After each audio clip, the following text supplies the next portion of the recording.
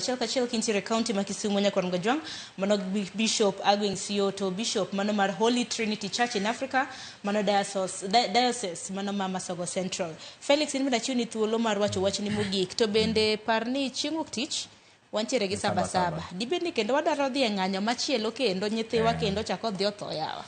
Ng'anyo to pon tiere, to gima nagombo kono jopiny ma ji weyo yo. Gima dhi mbele Kenya ka kendo Gen Z gi youth mowuok oko gi gini enan tribal. Onge tribal ka. Ma jo siasa matemo luongo vijana mag luo ni kik dhi. Ibedo ka nyithind luo pod thoe nikech nang'o. Adieri Gen Z en tribalist. En adier mok danga wuon. Gin ena blood. As long ni blood no ipo mana kisa wuok oko. Konego nyathi moro neno mana ni onego wadu. Remo mantiere kan en bond achiel. Koro waweuru mistake gini. Onge gimoro ni en tribal thing. Machiel man aja kwayo oganda mar luo. Yes, wasabedo kwa follow baba. Yes, wa follow uru baba this time. Tuwaya wangwa kon chiel.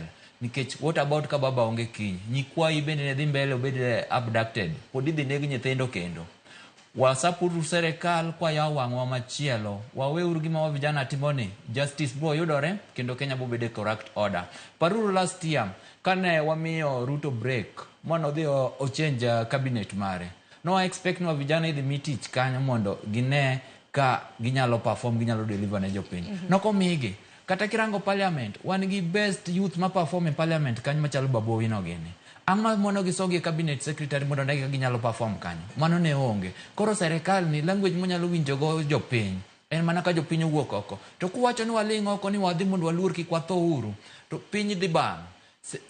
President mwa bodo donje telo. Obro kawo piny oter kama ene modwaro. Koro jopiny akwayo unia. Ukia gima nyithindo gi go through a school. Ukia system ma nyithindo gi nigo e system. Katek, nyithindo gi kata kupogre gi street. Wanyalo fight government through ICT. Wanyalo fight government through ICT. We ICT neno kata mana ka ng'ane no maki. Ja ICT ng'eni ng'ane rawera mabende no chope nyim doho dichi manyoro.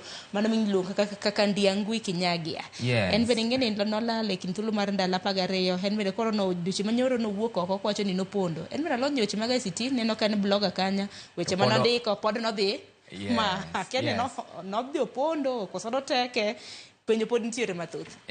Koro gima ntiere niya technology ma wa vijana nigo sani ni malo moingo jogo mo trust mokete lwete kata ka fedha mang'eny okete lwet DCI wa vijana technology margi ni malo emomiendo ka vijana nyalo hack kata system itiyogo e parliament maran program mag parliament pod ginyalo hack simb president yenyewe. Koro wakwayo niya miuru wa vijana thuolo bro keto nu Kenya kama owinjore to kik ubed gi luor ni Kenya bro wang' nikech wan mwahero Kenya ni moingo to wan mwaseketo Kenya ochopo kama osechopone.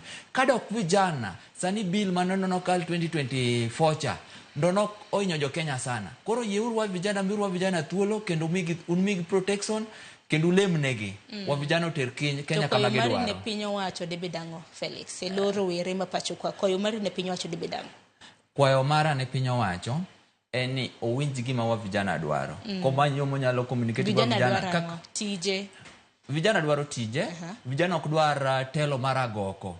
Vijana dwaro obed accountability. Kaso oket usiano maber kinde gi police, nikech otiyo gi police mar go wa vijana. Koro oket usiano maber, osiep e kind police gi wa vijana obed kare kopogore. To dhi bedo nikech ok inyal keto ng'ama ofuwo rito ng'ama riek. Tek. Nikech police system agidhie opogore gi system ma nyithindo gi nigo wigi. Koro miendo kata street kucho tek mondo gi manage wa vijana. Koro mondo gino dhi maber pod wanyalo konyore. Wanyalo konyo serikal. Konyalo keto trust, oket dialogue moro ma onyalo keto usiano maber. Ogol weche mar gocho, ogol weche mag abduction gi kendo ningo timi haraka nikech justice pod vijana demand. Anytime agidhie street they will do more than whatever they have done. Koro kwayo marwa kwa vijana serikal owinj gima jo vijana dwaro kaso keto on the table. Kiko wuondi ge wuonda ni adhi timo to mondo chorgo ta sa. Nyalo bedo matek kata Ruto chopo 2027. Ero kama na enya. Jackie, wachni mogik kelo jonyuol kwa tieko debedango. Awacho ni lit makende koda kuyo ne janyuol.